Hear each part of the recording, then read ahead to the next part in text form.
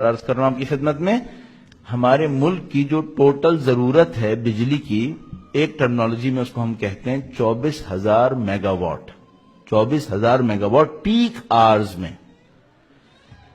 Us 24,000 mega what میں جو ابھی پچھلے سال تک ہمارے پاس کمی آتی تھی پیک آرز میں، وہ 8,000 میگا واٹ تھی.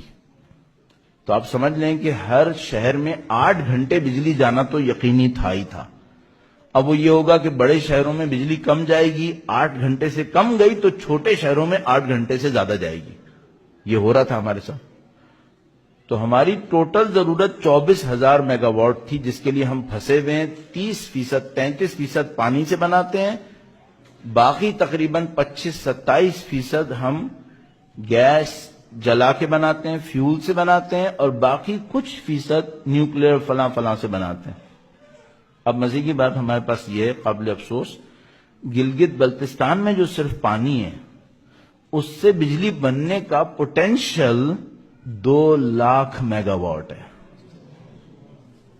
یعنی ہم پاکستان کے برابر 10 ملکوں کو گلگت بلتستان کے پانی سے بجلی دے سکتے تھے. گلگت بلتستان اتنا امیر ہے، یہ گلگتیوں بلتیوں نے بھی نہیں سوچا ہوگا. البتہ گلگت بلتستان صرف اس میں امیر نہیں ہے، اور بھی بہت سارے امیر ہیں یہ.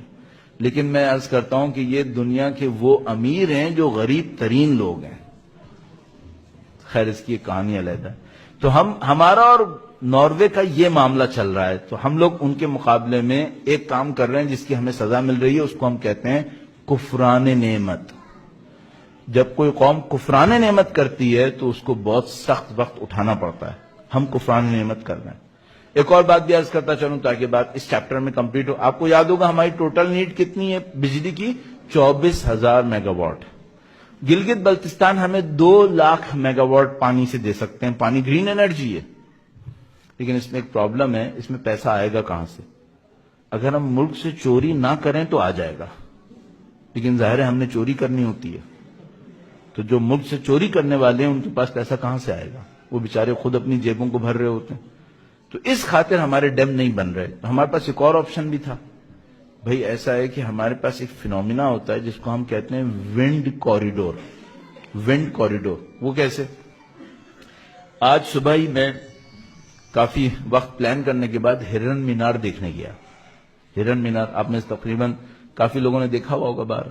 تو اگر آپ نے اس کے بیچ کے پویلین کو دیکھا ہو جو پانی کے بیچ میں بنا ہوا ہے، اور آپ نے اس کی آرکیٹیکٹ کو نوٹ کیا ہو، تو اس پویلین کے بیچ میں جو کمرہ بنا ہوا ہے اس سے پہلے انہوں نے چھوٹا سا کورٹ یارڈ ٹائپ کا بنایا ہوا ہے.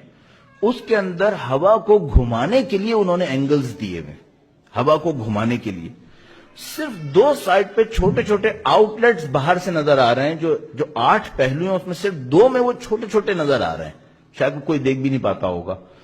وہ ایئر پریشر کو نکالنے کے لیے لگے ہوئے ہیں کہ اگر ہوا بہت زیادہ تیز ہوئی تو کیا ہوگا، تو وہاں سے ایئر پریشر ریلیز ہو پائے گا. میرا اپنے خیال ہے جو میں سمجھ پایا ہوں وہ اس لیے. تو ہمیں اور آپ کو ایک بہت سمپل لاجک پتا ہوتی ہے، وہ یہ کہ اگر کہیں پر گرم ہوا ہوتی ہے تو وہ اوپر جاتی ہے، اور ٹھنڈی ہوا اس جگہ کو فل کرتی ہے جہاں سے گرم ہوا اوپر جاتی ہے. تو آپ کراچی کو سوچئے. کراچی کے جنوب میں سمندر ہے جس پہ پانی کی وجہ سے ہوا نسبتاً ٹھنڈی ہوتی ہے. کراچی سے تھوڑے فاصلے پر تقریباً 200 کلومیٹر 250 کلومیٹر لے لیجئے ایک صحرا ہے. صحرا میں ہوا گرم ہوتی ہے. اچھا، جیسے ہی صحرا میں ہوا گرم ہوتی ہے، گرم ہوا اوپر جاتی ہے. جب گرم ہوا اوپر جاتی ہے تو وہ ویکیوم کریٹ کرتی ہے. یہ جو ویکیوم ہوتا ہے یہ ٹھنڈی ہوا اس کو بھرتی ہے. تو سمندر کی ہوا 200-250 کلومیٹر بھاگتی بھاگتی آتی ہے اس صحرا کی ہوا کے ویکیوم کو فل کرنے کے لیے. جب سمندر کی ہوا یہاں تک آتی ہے تو پھر گرم ہو جا کے اوپر جاتی ہے، اور وہ پرماننٹ گرم رہتا ہے، یہ پرماننٹ ٹھنڈا رہتا ہے، اور یہ ہوا چلتی رہتی ہے. یہ جو کراچی میں آپ کو بریز نظر آتی ہے، سمندری ہوا، یہ اس وجہ سے نظر آتی ہے کیونکہ وہ صحرا اس کو گرم کرتا رہتا ہے اور وہ سمندر اس کو ٹھنڈا کرتا رہتا ہے، اور گرم ہوا اوپر جاتی رہتی ہے، ٹھنڈی ہوا آتی رہتی ہے. یہ جو ہوا چل کے وہاں تک جاتی ہے اس کا نام ہے ونڈ کوریڈور. ونڈ کوریڈور، ہوا کی راہداری. یہ جو ونڈ کوریڈور ہوتا ہے یہ آئیڈیل ہوتا ہے ونڈ ٹربائنز لگانے کے لیے.